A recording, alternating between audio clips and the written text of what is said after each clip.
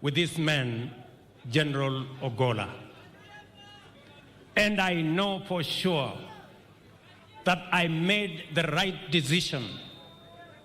And if I had another chance to appoint him, I would appoint him again as the CDF of Kenya.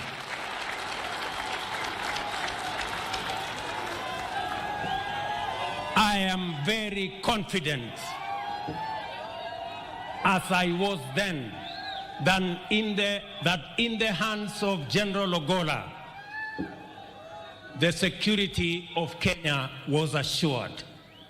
He demonstrated in strategy, in word, and in deed that he loved this country, that he wanted the best for Kenya, and he stopped at nothing to make sure that Kenya was safe, and every soldier, wherever they were, inside the country and outside the country, was serving to their best of ability. And therefore, as we celebrate his life, many people don't understand the loss that we have incurred as a country. Those of you who may not have worked closely with General Ogola as I did, you may not understand the kind of men that we have in this great Kenya. There are very few leaders, there are very few people who can fit in the categorization and the shoes of General Ogola. I say this passionately because I know what Kenya has lost. When I got the news that there was a plane crash, it was a very heavy moment for us and for me, because I did make a commitment to the people of Kenya. And I have this to say. It is true, we have lost many Kenyans because of extrajudicial killings. It is also true that we have lost many Kenyans because of political assassinations. And I made a commitment to the people of Kenya that there will never be, and let me say this, as has been said here by others, for the avoidance of doubt and without any fear of contradiction, there shall never be again extrajudicial killings or political assassinations. There shall never be another occasion where we have bodies of Kenyans in Rivayala. It will never happen again. Not under my watch.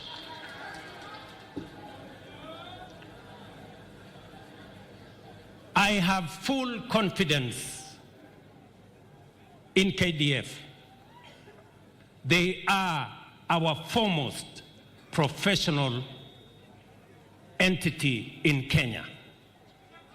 They have demonstrated beyond any doubt their professionalism and integrity.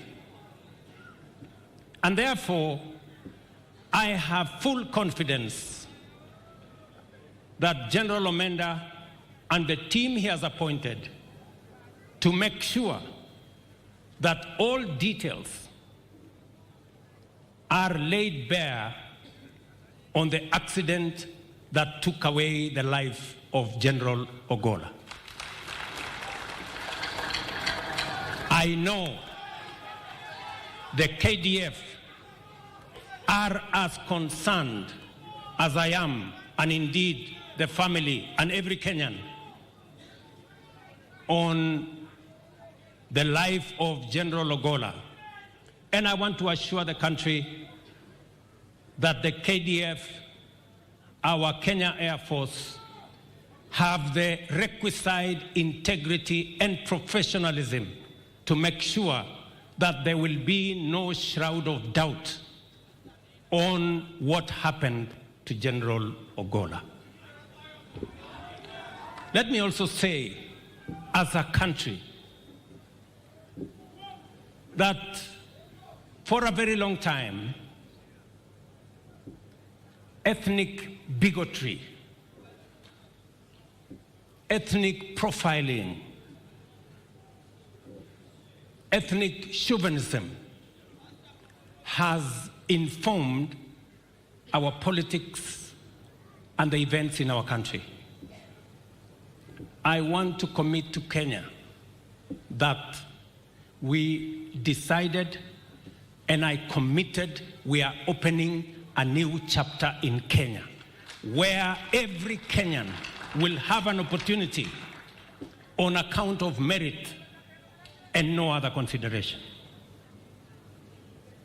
There is no position that is preserved for any group or any community or any religion. Kenya belongs to all of us. I want every child, as they grow in Kenya, for them to know that merit is going to be the yardstick for the far they can go in their lives. That is the Kenya that we all want to belong to. And that is the Kenya that I believe in. And that is the Kenya that I will work hard to make sure that it becomes a reality. That is our country. And therefore, as this great Kenyan, as we lay him to rest, he is a great example of humility, a great example of integrity. You can see the influence he has had on his family. His family is a great inspiration to all of us. In fact, they have made all of us strong because they believed in God and their father brought them up very well. Joel and Lorna, you are great examples of children.